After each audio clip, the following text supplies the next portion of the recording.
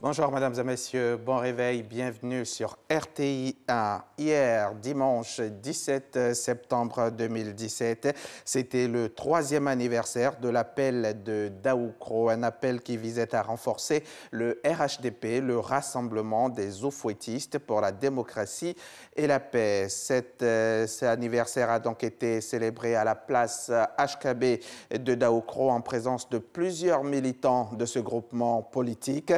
Surtout du président Aimé Henri Konan Bédié, président donc du PDCI RDA, que je vous propose d'écouter maintenant. Chacun sait qu'il est désormais impossible à une seule formation politique, si puissante soit-elle, de gérer notre pays.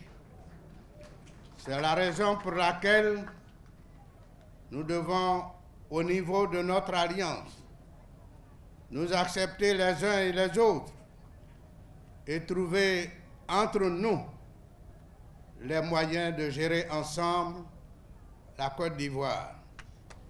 Ainsi, au quotidien, nous devons apprendre à travailler à la cohésion et dans la cohésion en notre sein. Nous devons être unis et solidaires. Il nous faut pratiquer le vivre ensemble. La paix a ce prix. Allons donc au parti unifié pour la survie du RHDP et à l'Union des enfants du Fouet-Boyer. La ministre de l'Éducation nationale, Kandia Kamisoko Kamara, elle était le jeudi dernier face à la presse. Au centre de cette rencontre, les frais annexes liés aux inscriptions, sujet de revendication de plusieurs manifestations qui ont bouleversé le cours normal de l'école dans la commune de Cocody et à Daloa. Au cours de ce point de presse, elle est revenue sur le rôle et le fonctionnement des COGES, ces comités de gestion des établissements scolaires. Mamadou Kwasi. Les COGES, Comité de gestion des établissements scolaires, existent dans toutes les écoles primaires et secondaires de la Côte d'Ivoire depuis 1995. Ces comités ont pour rôle la mise en place de la politique d'amélioration des conditions de travail des élèves et des enseignants. Ces COGES sont à l'origine des frais annexes à l'inscription. Mais qui sont les membres de ces comités de gestion des établissements scolaires? Ce comité de gestion est composé des parents d'élèves, des enseignants, des membres de l'administration et de 2 représentants des élèves dans chaque école, collège et lycée de Côte d'Ivoire. Les cotisations fixées par ces comités sont en fonction des besoins de chaque établissement. Les parents ne peuvent pas se plaindre parce que ce sont les assemblées des parents d'élèves dans les écoles qui prennent la décision. Mais il est évident qu'au moment où les parents sont convoqués à une réunion, s'il y a un parent qui ne vient pas, la décision qui est prise, ce parent va l'assumer. Cette décision va s'imposer à ce parent qui n'est pas venu ou alors à ce parent qui a fait venir la servante pour venir le représenter. C'est la raison pour laquelle nous demandons aux parents d'élèves de bien vouloir accepter de répondre aux convocations quand ils sont convoqués dans l'établissement de leurs enfants. La ministre Kandia Kamara soutient que la liste des frais annexes ne doit pas comporter de frais de table-banc ni de papier RAM. Les parents n'ont pas à cotiser de l'argent pour les tables-bancs parce que c'est l'État qui fournit les tables-bancs. Les rames de papier, c'est nous qui fournissons les rames de papier parce que ce sont les établissements. Ça, c'est inclus dans le budget de chaque établissement. La ministre en charge de l'Éducation nationale affirme que les montants ne doivent pas excéder les 15 000 francs CFA au secondaire. Elle invite donc les parents d'élèves à la dénonciation en cas d'abus. Et je peux vous dire que j'ai eu déjà à prendre des sanctions. J'ai relevé 18 IEP de leurs fonctions. Des dizaines de directeurs d'école qui se sont permis de prendre des frais d'inscription au primaire. Donc chaque fois qu'on nous a signalé un abus, quand c'est vérifié, j'ai toujours pris des sanctions. Donc c'est ce que je demande aux Ivoiriens. Des dispositions qui devraient ramener le calme dans l'environnement scolaire afin de ne pas compromettre les dates d'examen en fin d'année scolaire. Vivement que le point de ces cotisations soit fait à la fin de l'année scolaire et aussi qu'elles contribuent à l'amélioration des résultats en fin d'année. À Guiglo, dans l'ouest de la Côte d'Ivoire, les populations ont les pieds dans l'eau suite aux pluies diluviennes qui se sont abattues sur la région. Pour l'heure, l'on ne dénombre pas de pertes en vie humaine, mais les dégâts sont très importants. Un comité départemental de lutte contre les épidémies et les urgences sanitaires travaille pour parer à toute éventualité. C'est ce que nous dit Kwadio Kwabe, notre confrère de RTI Boaké. Guiglo sous les eaux, particulièrement les quartiers résidentiels et Nikla. Le comité départemental de lutte contre les épidémies et les risques sanitaires, composé de chefs de services administratifs et parapublics en conclave. Le point des dommages causés par la montée des eaux avec le président de cette organisation. 9 quartiers sinistrés et 3 villages, 7000 personnes sinistrées, 2778 ménages touchés, 1235 enfants dont l'âge varie entre 0 et 5 ans. Nous sommes passés par les radios de proximité pour dire à nos populations de quitter maintenant les zones à risque. Le médecin-chef du district sanitaire fait état des besoins de première nécessité. Les enfants de 0 à 5 ans sont les plus touchés.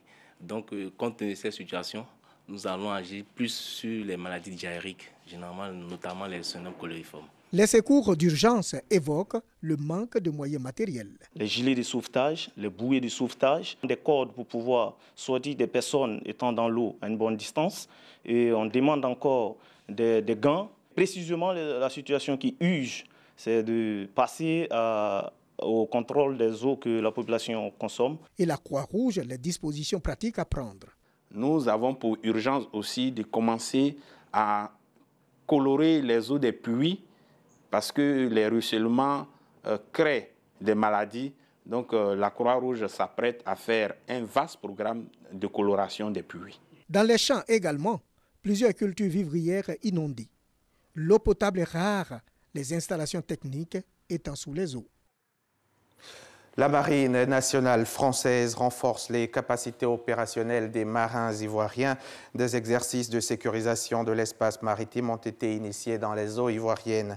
Ces exercices de coopération offrent des opportunités de développer et renforcer les structures de sécurisation maritime des marines riveraines du golfe de Guinée. Ces exercices s'inscrivent dans le cadre du renforcement de la coopération maritime entre la France et la Côte d'Ivoire. C'est ce que nous dit Abou Sanogo. Un navire de pêche français navigue au large de côte ivoirienne. Son équipage découvre un feu à bord qui se propage rapidement à partir de l'atelier à poissons. Le personnel de bord ne parvient pas à le contenir. Il lance alors un appel de détresse. Cet appel est reçu par le patrouilleur Sekongo de la Marine nationale ivoirienne qui navigue dans la zone. Les marins ivoiriens s'équipent en pompiers lourds et rejoignent le 10 000 le bateau de pêche en embarcation rapide. Ils prennent alors le sinistre à leur charge. Pendant l'opération, ils portent secours à un blessé qui sera vite évacué dans un centre de santé. Ceci est une simulation. Et ces exercices au profit des marines africaines du golfe de Guinée visent à les entraîner sur des cas concrets de sûreté et de sécurisation de leur espace maritime et de parfaire la coordination des centres opérationnels et des unités navales placées sous leur commandement. Après cette simulation de navires civils en feu, on a pu voir une bonne liaison entre les centres de commandement à terre et on a pu voir aussi lors d'exercices Nemo précédents que la marine ivoirienne va maintenant développer toutes les capacités dans ce que nous on appelle le domaine de l'action de l'État en mer, donc très varié. Pleinement satisfait de la coopération qu'on peut avoir avec la marine ivoirienne dans ce domaine-là. C'est des exercices que nous faisons aux côtés de nos partenaires internationaux qui sont plus aguerris que nous, qui nous apportent quand même leur expérience, qui nous aident à mieux vraiment nous entraîner. Ça permet de constater que nous avons besoin d'accroître nos capacités en termes d'équipement. Baptisé Africa Nemo, l'exercice s'inscrit dans la continuité du sommet de Yaoundé de 2013, au cours duquel les États de la communauté économique d'Afrique centrale et d'Afrique de l'Ouest se sont engagés à renforcer leur coopération dans le domaine de la lutte contre la piraterie maritime dans le golfe de Guinée. Un mot d'économie dans ce journal. 150 acteurs du C2D viennent d'être formés à la gestion des contentieux dans les marchés publics par l'ANRMP, la DMP, la CAC et l'AFD. Objectif de cette formation qui a eu lieu récemment à Grand-Bassam. L'objectif est donc d'éviter tout dérapage dans la gestion des fonds mis à la disposition de la Côte d'Ivoire par la France dans le cadre du contrat de désendettement et de développement. Alvorassa. Dans ce groupe 2, nous avons 5 recalés qui ont eu à eux 5 la note de 8 sur 20. La rigueur était donc au rendez-vous lors de cette formation des acteurs du contrat de désendettement et de développement CD2 sur les contentieux dans le marché public. Formation effectuée par des experts de la NRNP, de la DMP, de la CAC et de l'AFD. Les marchés publics étant liés au bien-être des populations, la bonne gouvernance doit être au rendez-vous et cela passe selon eux par la connaissance des textes qui les régissent. Les marchés publics sont une matière très pratique. Quand le message passe, ça se ressent sur le terrain en termes de sérénité des procédures. Quand ça ne passe pas, les procédures s'enlisent, les fonds n'arrivent pas à être absorbés. Quand on prévoit construire une école pour le mois de la rentrée en septembre, l'école est terminée en décembre de telle sorte que les enfants ne peuvent plus l'utiliser. Lorsqu'on prévoit construire une route pour pouvoir faire passer le café, le cacao lors de la traite, s'il y a des délais, il est évident que la route n'est pas prête et c'est toute la traite de café-cacao qui est donc tributaire de ces délais non respectés. Travailler à prévenir les contentieux dans les marchés publics, anticiper donc comment éclater les budgets, élaborer les plans des marchés, retracer l'ensemble des opérations, minimiser les délais de passation sont entre autres sujets qui ont été passés au peigne fin au profit des acteurs du CD2 pour une bonne maîtrise des procédures de passation des marchés du CD2. À travers les différentes discussions que nous avons déjà eues avec les personnes qui sont en train d'être formées, la majorité a bien accueilli les modules de formation. Nous pouvons mieux préparer nos dossiers d'appel d'offres, préparer mieux tout le processus d'attribution des marchés, gérer mieux les marchés afin d'éviter les cas de litige et de contentieux. Pour ne plus être figurant lors des séminaires de formation dans les marchés publics, tous les acteurs formés ont systématiquement été évalués. La majorité étant au-dessus de la moyenne, on peut le dire, ils sont désormais outillés pour gérer les contentieux dans les marchés publics au niveau du CD2 si jamais il y en a.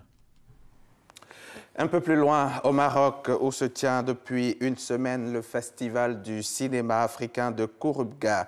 Notre envoyé spécial sur place nous présente ici les lauréats. Ils sont connus depuis ce samedi. Un jour pour les femmes de Ghana à Bézakri, Égypte. C'est le lauréat du Grand Prix Sambel Ousmane de ce 20e Festival du cinéma africain de Kouroubga. Un jour pour les femmes de l'égyptienne Hamla Abouzikri, un film qui chante l'affirmation du soi féminin. C'est génial quand une autre culture reconnaît tes talents, c'est le meilleur qui puisse arriver. C'est un moment émouvant, ce prix représente beaucoup pour moi. Merci pour tout. Plusieurs autres lauriers glanés par d'autres films, dont le très apprécié Train de sucre et de sel du Mozambicain Lucinho Azevedo. Le film parle de la guerre civile au Mozambique. Je suis une infirmière issue de famille aisée qui laisse tout pour suivre un soldat. Félicité du franco-sénégalais Alain Gomis, grand vainqueur du dernier FESPACO de Ouagadougou, remporte 3 trophées et la Côte d'Ivoire honorée avec Nakissi Savané qui s'adjuge le meilleur second rôle féminin dans Frontières de la Burkinabé Apolline Traoré. «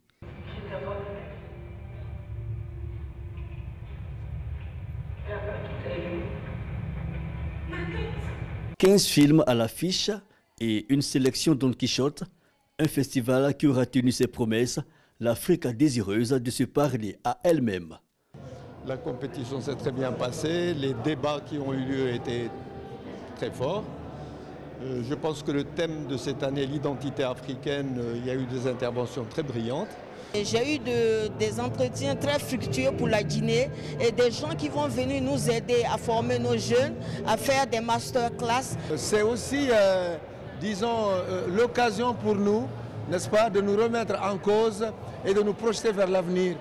Le cinéma africain en convergence durant ces 9 jours, un focus fait sur le 7e art rwandais, invité d'honneur.